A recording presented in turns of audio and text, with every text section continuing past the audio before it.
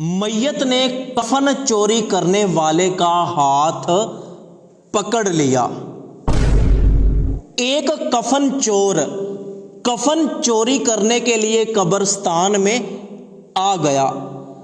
कल ही एक शख्स का इंतकाल हुआ था।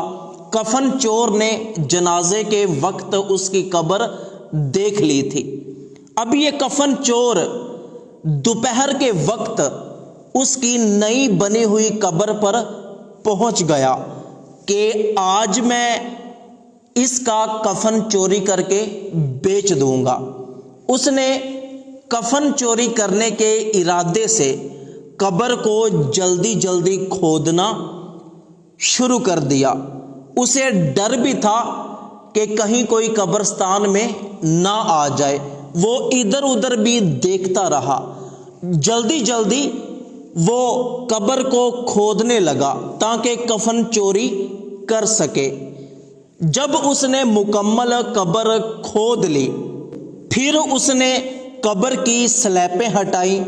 जब कब्र के अंदर पड़ा हुआ मुर्दा नजर आया तो वो उसके कफन के ऊपर गिरी हुई मिट्टी को साइड पर करने लगा। तो उसी वक्त मैयत ने कफन से हाथ निकाल कर कफन चोर का हाथ पकड़ लिया। कफन चोर डर गया। उसके पैरों के नीचे से जमीन ही निकल गई कि ये क्या हुआ। मैयत जिंदा हो गई और वो अपने हाथ को छुड़ाने लगा, खींचने लगा, लेकिन मरने वाले ने उसका हाथ नहीं छोड़ा। फिर कफन चोर ने ये सुना कि मरने वाला शख्स उससे ये कह रहा है कि तुझे शर्म नहीं आती, तू जन्नती होकर एक जन्नती का कफन चोरी कर रहा है। तो चोर ने कहा, मैं तो कफन चोर हूं, तू मर गया, तू नेक इंसान था, तू तो जन्नती है। मैं तो एक कफन चोर हूं, मैं कैसे जन्नती हो गया। तो मैयत ने कहा कि जिस बंदे ने मेरा जनाजा पढ़ा था अल्लाह पाक ने सबको बख्श दिया है, तो तूने भी मेरा जनाजा पढ़ा है, इसलिए तू भी जन्नती हो गया।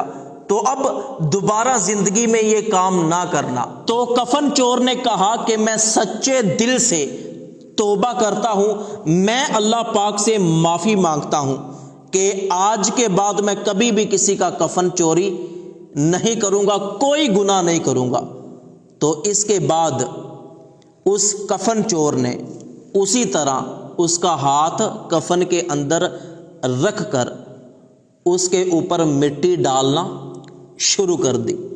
तो दोस्तों, हदीस मुबारक में आता है कि हर मुसलमान का जनाजा पढ़ो, इसलिए कि अगर मरने वाला नेक होगा तो जनाजा पढ़ने वालों की उसके तुफैल बख्शिश हो जाएगी, और अगर मरने वाला नेक नहीं होगा तो जितने लोग जनाजा पढ़ने के लिए आएंगे तो उनमें से अगर कोई नेक बंदा होगा तो उस नेक बंदे के तुफैल मैयत की बख्शिश हो जाएगी। तो अल्लाह पाक से दुआ है कि अल्लाह पाक तमाम मरहूमीन की बख्शिश फरमाए और हमें सिराते मुस्तकीम पर चलने की तौफीक अता फरमाए।